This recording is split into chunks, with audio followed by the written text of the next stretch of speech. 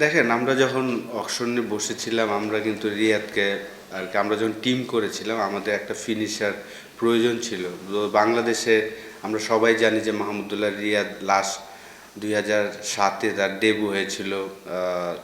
তারপর থেকে রেগুলার সে বাংলাদেশ টিমে কতটা ইম্পর্টেন্ট এই রোলটা সে ফিনিশ করেছেন বাংলাদেশের জন্য। তো আমরা জানতাম যে আমাদের এই পজিশনটা একটা প্লেয়ার দরকার এবং মাহমুদুল্লাহর থেকে বেটার আর কেউ নাই।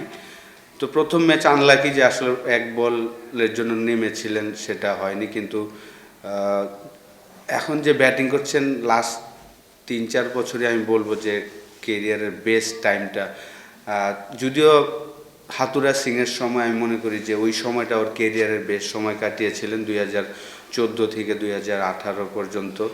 ওই সময় তার অ্যাভারেজ অলমোস্ট 50 ছিল। তো এখনও আমি বলবো যে অসাধারণ সময় কাটাচ্ছেন।